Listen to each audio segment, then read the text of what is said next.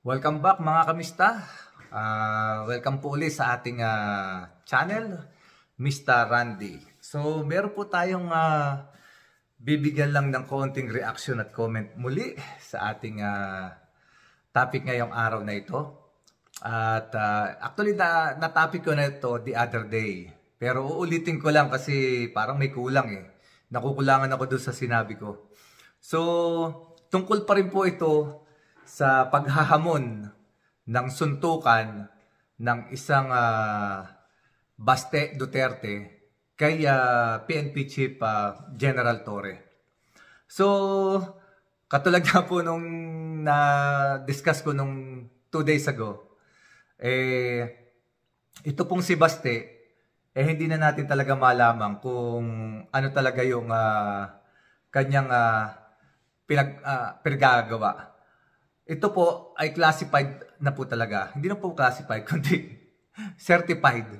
Certified duwag po talaga itong si Baste Duterte. Alam nyo, nanghihinayang ko rito sa taong to eh. Sayang ang tattoo. Sayang ang tattoo. Grabe. Sayang na sayang talaga. Sayang ang tattoo. Ang dami. Ganda. Sayang talaga. Sayang ang tattoo mo, Baste. Ginawa mo lang palang blackboard yung katawan mo pero wala palang meaning yan. Ito mga kamista ha, meron akong experience nung ako'y college. Nakasama ko mga Bisaya. Kasi para sa akin, itong ginawa ni Baste Duterte, malaking kahihiyan to sa mga Bisaya. Kahihiyan to, malaking kahihiyan para sa mga Bisaya. Alam nyo kasi mga kamista, nung ako ay college, marami kong kaibigan, mga Pratman. Hindi ako Bisaya pero ang mga kaibigan ko, mga Bisayang Pratman. Yung Samahang Bisaya. Diyan ako nag-aral sa Santa Cruz, sa Piatti University. Sa dami ng mga nakasama ko ron, kasi nasa student council ako eh. Meron akong humahawak sa mga organization at that time nung ako nasa eskwela. At ang mga nakasama ko dito, dahil sa student organization yung aking hawak, so nami-meet ko lahat yung mga Pratman, yung Samahang Bisaya, Samahang Ilocano, mga Kapampangan, yung Bicol, Pami-Abe, yung mga Bicol Sarumboses, Akro, lahat yan. Pero lahat yan, matatapang yan. Nung panahon namin na yon, talaga masasabi ko, pag sinabing war talaga yung mga taong yun. At doon ko nakilala kung gaano rin katitibay at katatapang yung mga warrior na Bisaya. Doon ko nakita kung gaano sila katitibay, katitigas. Pag sinabing laban, walang atrasan yun. Talagang makikita mo talaga labanan sa eskwelahan. Kung kayo, mga bata pa kayo, nakakapanood nito, tanungin ninyo, nung panahon na mga 1980s, 85 yung ganyan, 87 hanggang 90s, kung gaano ka lakas ang Prat sa Piatti University at kung sino yung mga matatapang na Prat doon at mga mabibigat. Doon ko nakita kung gaano ka tapang, talaga yung mga kung gaano katitibay. Pag sinabing fight talaga. Kaya nasabi ko na itong si Baste, kahihiyan to sa lahi ng mga Bisaya. Alam ko, marami sa inyo mag-agree sa akin dyan, yung mga Bisaya dyan. Kasi alam ko kung gaano katatapang ang mga Bisaya. Pag sinabi mo talagang laban yung mga yan. Pero itong si Baste, na taga Davao, ay naku, kahihiyan to sa inyo, mga kabsat.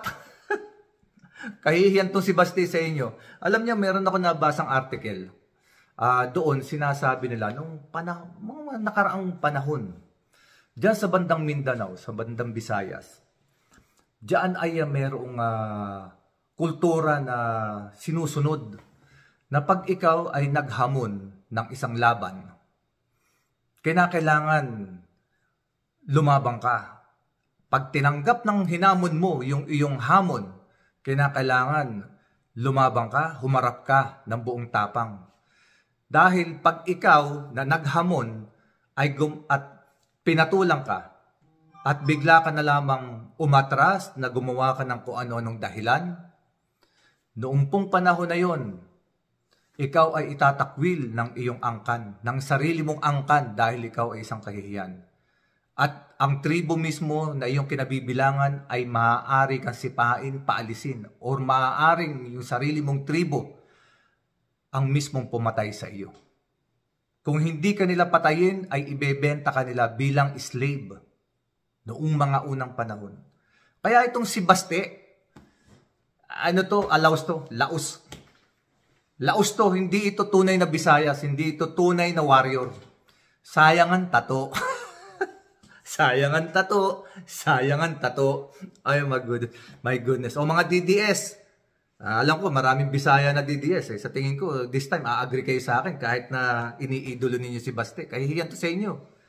Kahihiyan tong si Baste sa inyo dahil hilig maghamon, yung pala, takbuhin. Lumipad pa, papuntang Singapore ngayon. So mga kamista, maigsi lamang itong aking vlog ngayon. Sinundan ko lang, dinugtungan ko lang itong kabulastugan na ginawa ni Baste. Nakakahiya. Dami kong kaibigan Bisaya Sabi lang, hindi raw sila ganun. Totoo naman. Ang dami kong kaibigan Bisaya. Matatapang, mababait. Pag hinamon mo, talagang di ka atrasan. Pag naghamon, talagang totohanan. May best friend ako, isa, Ilonggo. Yun Ilonggo, katulad ni General Torre. Ilonggo din. Ang malumanay magsalita. Pero ang daming pilat sa mukha nun. Kasi warrior yun nung bata siya.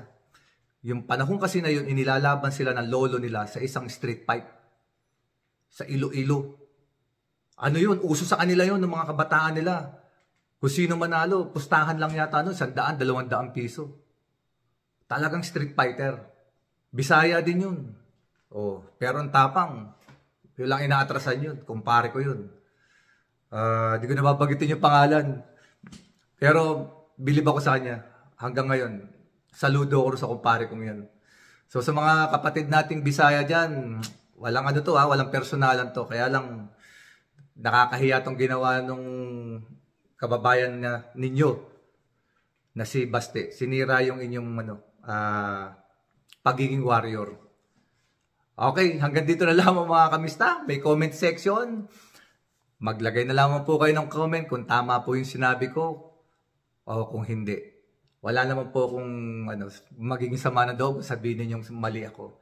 Yun lamang po ay aking opinion at reaksyon sa ginawa ni Baste Duterte. Kasi marami pong napahiya sa ginawa niya.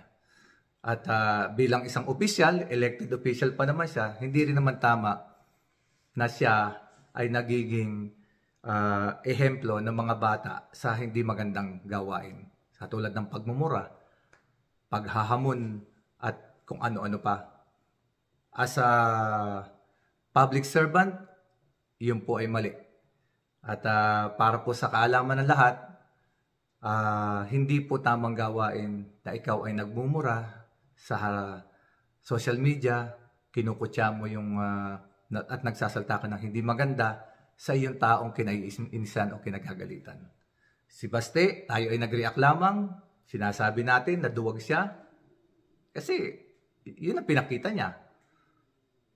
Kasi yun ang kanyang aksyon. Marami siyang ipinahiya yung kanyang mga kababayan.